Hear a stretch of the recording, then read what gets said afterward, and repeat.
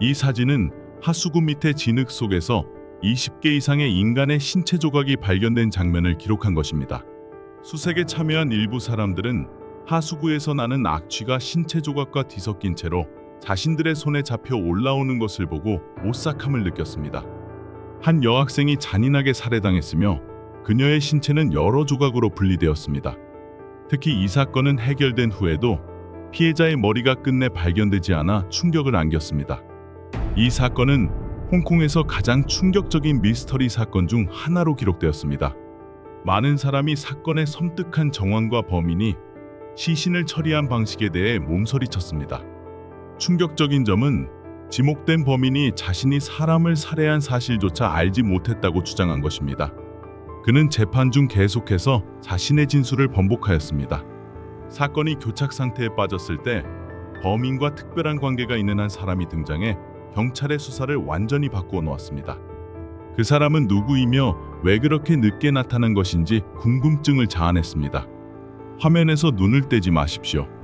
지금부터 이 사건의 모든 진실을 밝히겠습니다.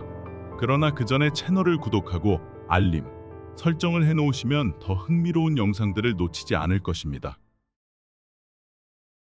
4월 29일 오전 10시경 위안핑이라는 여성이 경찰서를 찾아와 자신의 여동생 실종에 대해 신고하였습니다. 그녀는 자신의 여동생이 지아메이라고 하며 현재 두 자매는 어머니와 계부와 함께 살고 있다고 밝혔습니다. 위안핑에 따르면 4월 26일 오후 이 시경 여동생이 화장품을 사러 나갔다가 저녁에 돌아오겠다고 했습니다. 그러나 위안핑은 그것이 여동생과 마지막으로 연락한 순간이 될 줄은 몰랐다고 말하였습니다.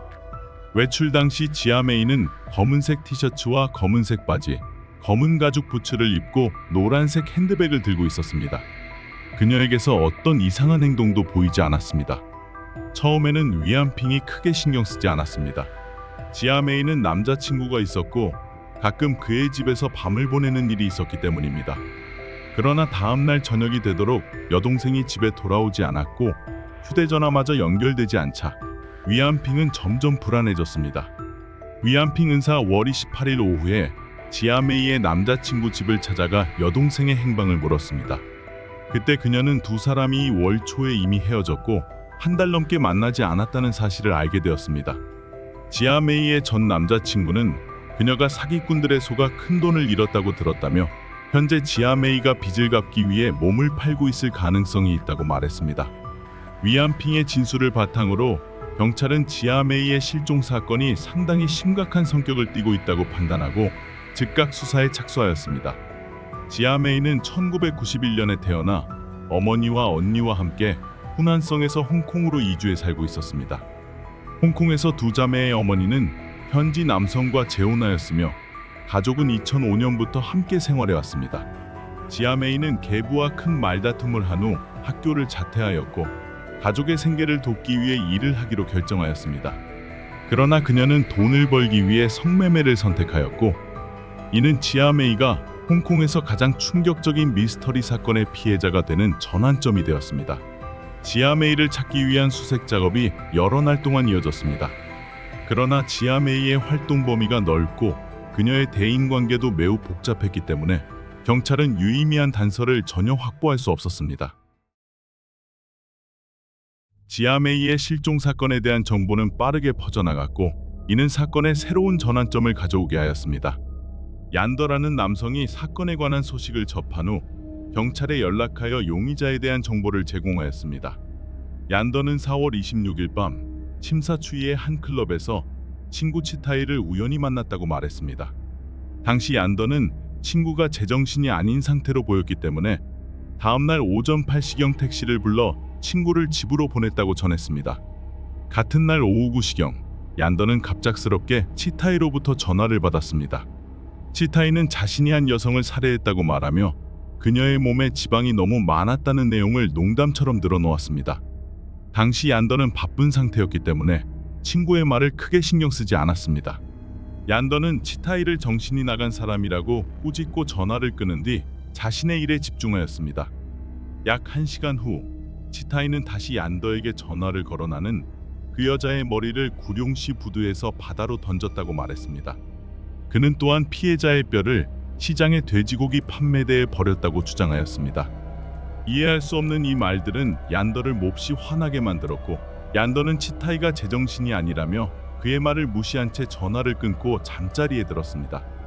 그러나 치타이의 기괴한 농담은 멈추지 않았습니다. 4월 28일 저녁, 치타이는 얀더가 근무하는 화물 운송 회사로 직접 찾아와 내가 사람을 죽였다는 것을 믿냐? 그런 후 그는 웃으며 자리를 떠났습니다. 심지어 며칠이 지난 후에도 치타이는 가끔 피해자의 시신 조각, 키, 외모, 그리고 그녀가 입고 있던 옷에 대해 언급하며 자신이 그녀를 살해했다고 자백하는 듯한 말을 계속했습니다. 5월 5일 밤 10시경, 얀더는 휴대전화를 보던 중 수사팀의 실종 사건 공고를 보게 되었습니다. 실종자의 신원, 시간, 장소 등이 모두 치타이가 했던 이상한 발언들과 일치하였습니다. 자신의 발견에 충격을 받은 얀더는 경찰에 전화를 걸어 친구와의 모든 이야기를 포함해 사건을 신고하기로 결정하였습니다. 얀더의 진술을 모두 들은 경찰은 치타이라는 남성을 조사하기 시작했습니다. 조사 결과 치타이는 피해자 지아메이와 실제로 알고 지내던 사이였다는 것이 밝혀졌습니다. 치타이의 통화 기록을 확인한 결과 그가 지아메이와 53초간 통화한 기록이 발견되었습니다. 또한 치타이는 피해자가 실종되기 직전에 만난 마지막 고객으로 확인되었습니다. 이 단서를 확보한 경찰은 즉시 치타이가 거주하는 건물로 향했으나 그가 집에 없는 것을 확인하고 건물 입구에서 잠복하기로 하였습니다. 5월 7일 오전 1시경, 치타이가 건물에 나타났고 경찰은 신속히 그를 제압하여 경찰서로 압송하였습니다. 다른 경찰팀은 치타이의 집을 수색하기 위해 파견되었습니다. 치타이의 집 안에서는 피로 얼룩진 흔적들이 발견되었습니다. 침대, 창문 틀, 의자, 물건을 올려둔 금속 선반, 컴퓨터 전원 스위치, 화장실 벽까지 피로 가득 찬 상태였습니다. 경찰은 컴퓨터의 디스크 드라이브를 열어보았고 그 안에서 피가 묻은 DVD 한 장을 발견하였습니다. DVD 표면에는 엄지손가락, 중지, 집게손가락의 지문이 비교적 선명하게 남아 있었습니다. 경찰서로 압송되는 도중 치타이는 처음으로 지아메이를 살해했다고 인정했습니다.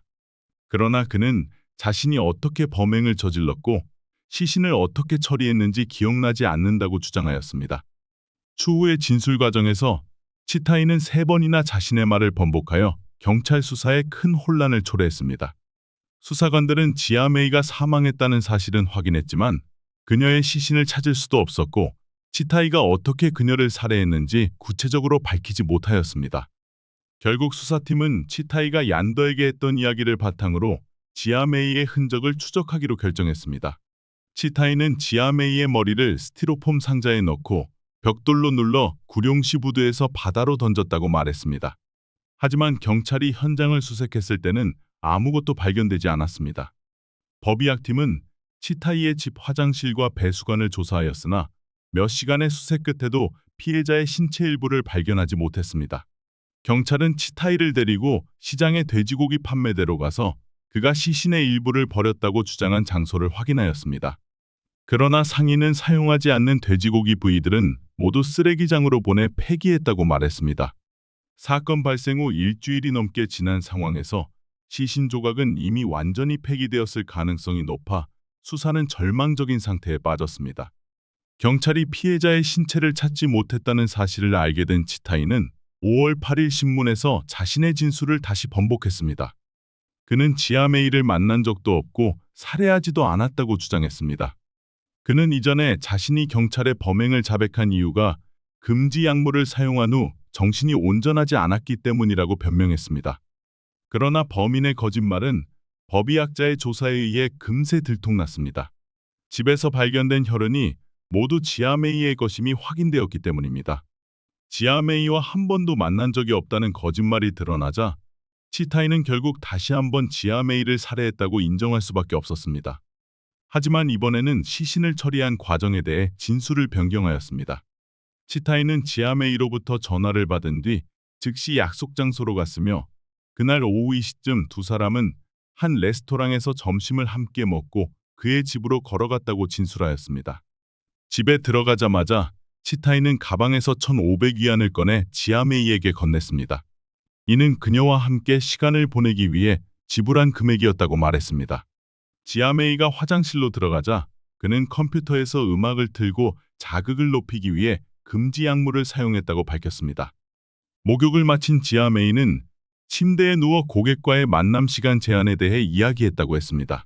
치타이는 즉시 침대 위로 올라갔고 이후의 일은 전혀 기억나지 않는다고 주장하였습니다.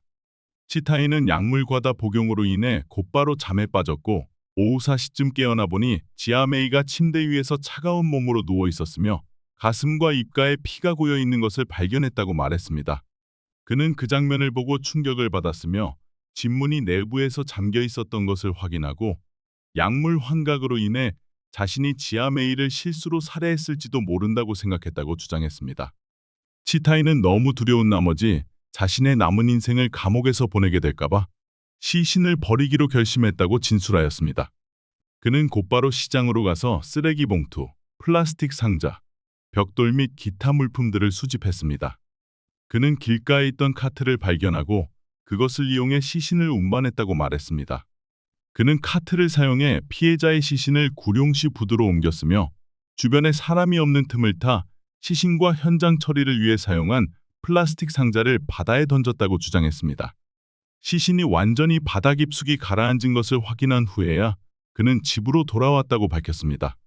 치타이의 새로운 진술은 왜 시신의 일부를 찾을 수 없었는지를 설명하였지만 그의 집에 남아있는 혈흔에 대해서는 명확한 답변을 내놓지 못했습니다. 수사관들은 치타이가 여전히 진실을 말하지 않고 있다고 생각하며 그를 다시 신문하였고 이번에는 세 번째로 진술을 변경하였습니다. 치타이는 지아메이의 죽음을 발견한 뒤 5분에서 10분 동안 의자에 앉아 고민하다가 그녀의 시신을 욕실로 끌고 갔다고 진술하였습니다. 그는 주방용 칼을 사용해 시신을 여러 부위로 분리하였으며 이 과정은 약 30분간 이어졌다고 말했습니다. 수사관들은 치타이가 끔찍한 과정을 차분하게 서술하는 모습에 소름이 돋았다고 밝혔습니다. 특히 그는 시신을 처리하는 동안 컴퓨터에서 음악을 틀어 긴장을 푸는 데 사용했다고 덧붙였습니다. 이는 DVD에 묻은 피로 범인의 지문이 남아있던 이유와도 일치했습니다. 치타이의 새로운 자백은 이전 진술보다 설득력이 있었지만 경찰은 여전히 많은 허점이 있다고 느꼈습니다. 경찰은 그가 금지 약물에 취해 우발적으로 범죄를 저질렀다는 주장을 고수하며 의도적인 살인을 부인하려는 것이라고 판단했습니다. 경찰의 시각으로는 약물에 취한 사람이 시신을 처리하는 과정에서 이렇게 구체적인 세부 사항을 기억하는 것은 불가능하다고 생각하였습니다. 사건 기록은 검찰로 넘겨졌고 치타이는 하루 뒤 공식적으로 기소되었습니다. 5월 8일 정오, 수사팀은 하수도국 소속 직원들의 도움을 받아 인근 골목과 하수구, 맨홀에서 수색 작업을 진행하였습니다. 직원들은 도구와 장비를 활용하여 하수구에서 폐기물과 침전물을 채취하였고 곧 사건 현장 근처 하수구 진흙 속에서 20개 이상의 인간의 신체 조각을 발견했습니다. 그러나 피해자의 모든 신체 부위를 찾는 데는 실패하였습니다. 사건의 세부 사항이 대중에게 공개되자 많은 사람들이 치타이의 범죄 수법에 경악하였습니다. 동시에 지아메이의 상황과 그녀가 겪었던 관계들에 대한 논의가 이어졌습니다. 홍콩에서의 삶은 지아메이에게 항상 고통과 좌절을 안겨주었습니다. 그녀의 계부는 두 자매를 계속해서 적대적으로 대했으며 이는 그녀가 학업에 집중하지 못하게 만들었습니다. 매일같이 어머니와 계부가 돈 문제로 말다툼을 벌이고 때로는 몸싸움까지 벌이는 것을 지켜보면서 지아메이는 학교를 그만두고 일을 시작하고 싶다고 수없이 불평하였으나 어머니와 언니의 반대로 실행에 옮길 수 없었습니다. 언니 위안핑이 모델 훈련 과정을 수료하고 안정적인 수입을 올리는 계약 모델이 되자 어린 시절부터 스타를 꿈꾸던 지아메이는 질투심을 느끼기 시작했습니다.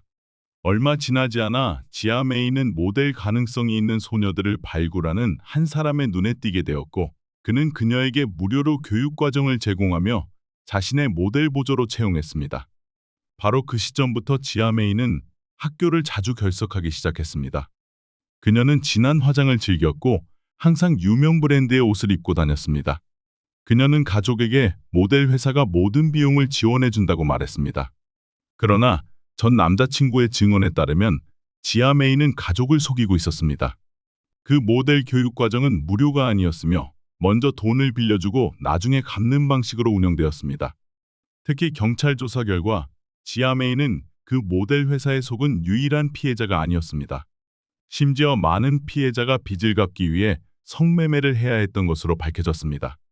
2009년 7월 20일 치타이가 지아메이를 살해한 사건이 결국 법정에 넘겨졌습니다. 재판에서 치타이는 자신에게 살인 동기가 없었으며 범행 당시 기억이 없다고 주장했지만 검찰 측은 그가 범행 당시 의식이 명료했으며 살인의 동기가 돈 때문이었다고 반박하였습니다.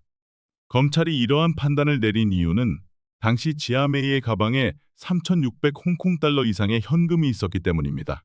치타이는 시신을 처리하는 과정에서 피해자의 돈을 가져가 집세를 냈다고 자백한 바 있었습니다. 검찰은 이를 입증하기 위해 아밍이라는 별명을 가진 남성을 증인으로 소환하였습니다. 그는 사건 당일 낮 12시, 오후 2시, 그리고 저녁 7시에 치타이에게 3번 전화를 걸어 밀수담배를 구매하려 했다고 증언했습니다. 증인의 진술에 따르면 그 시간대 치타이는 전혀 이상한 모습을 보이지 않았으며 그의 응답은 매우 논리적이고 명료했습니다.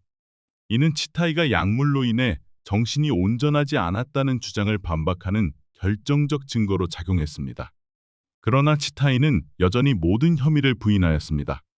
그는 약물에서 깨어난 뒤 피해자가 사망한 것을 발견했으며 가방에 있는 돈을 가져갔을 뿐 살인할 의도는 없었다고 주장하였습니다. 2009년 7월 23일 치타이는 법정에 출석하여 지아메이가 왜 죽었는지 알지 못한다고 다시 한번 주장하였습니다. 그는 경찰이 피해자의 일부 신체 부위를 하수구에서 발견했음에도 불구하고 자신이 고의로 살인한 것이 아니라 우발적인 사고였다고 주장하였습니다. 2009년 7월 24일 검찰과 변호인 측은 각각의 주장을 법정에 제출하였습니다. 검찰 측은 치타이가 체포된 이후 여러 차례 거짓말로 수사관들을 속였으며 매우 교묘한 거짓말쟁이라고 주장했습니다. 검찰 측은 치타이가 지아메이 살해에 대한 기억을 스스로 지워버리려 했고 이는 그가 이전에 경찰에게 범행을 자백했던 것과는 모순되는 행동이라고 지적하였습니다. 2009년 7월 27일 4명의 남성과 3명의 여성으로 구성된 배심원단은 3시간 이상의 심의 끝에 치타이를 과실치사가 아닌 살인죄로 유죄 판결을 내렸습니다. 그러나 그가 받은 형량은 사형이 아닌 종신형이었습니다. 판결 당시 판사는 피고인의 행동이 상상조차 할 수 없을 만큼 끔찍하며 시신을 처리하는 과정이 극도로 잔인했다고 언급하였습니다. 2009년 7월 29일 치타이는 검찰이 자신이 살인을 저질렀다는 증거를 제시하지 못했다고 주장하며 항소를 제기하였습니다. 하지만 며칠 뒤 그는 갑작스럽게 항소를 철회하였습니다. 그러나 2년 후인 2011년 10월 19일 치타이는 다시 항소를 제기하며 이전에 항소를 철회한 이유가 대중의 관심과 압박이 판결에 영향을 미칠까 두려웠기 때문이라고 주장하였습니다. 이번 항소의 근거는 자신이 약물에 취한 상태에서 통제력을 잃고 범행을 저질렀다는 점이었습니다. 그는 이를 근거로 자신이 고의적 살인이 아닌 과실치사에 해당한다고 주장하였습니다. 그러나 판사는 치타이의 항소를 기각하였습니다. 이는 치타이가 피해자의 시신을 처리하는 과정을 친구 셰이 안더에게 상세히 설명한 점과 범행 당시 이상 행동을 보이지 않았다는 점이 결정적 이유였습니다. 결국 치타이는 여러 해에 걸친 항소 노력에도 불구하고 종신형을 선고받았습니다. 그러나 일부 사람들은 여전히 이번 사건의 판결에 대해 불만을 표시하며 사건의 일부가 명확히 밝혀지지 않았다고 주장하였습니다. 이 사건은 종결되었지만 여전히 풀리지 않은 의문점들이 남아 논란을 일으키고 있습니다. 치타이가 정말로 약물에 취해 우발적으로 지아메이를 살해했는지 아니면 정신이 온전한 상태에서 계획적으로 범행을 저질렀는지는 아무도 명확히 알 수 없습니다. 그 진실은 아마도 범인만이 알고 있을 것입니다. 이 사건은 최근 몇 년간 홍콩에서 가장 충격적인 사건 중 하나로 남아 있습니다. 끝까지 시청해 주셔서 감사합니다. 좋아요와 구독을 눌러 더 많은 흥미로운 사건 이야기를 놓치지 마세요. 의견이 있다면 아래 댓글로 남겨주세요. 다음 영상에서 다시 만나 뵙겠습니다.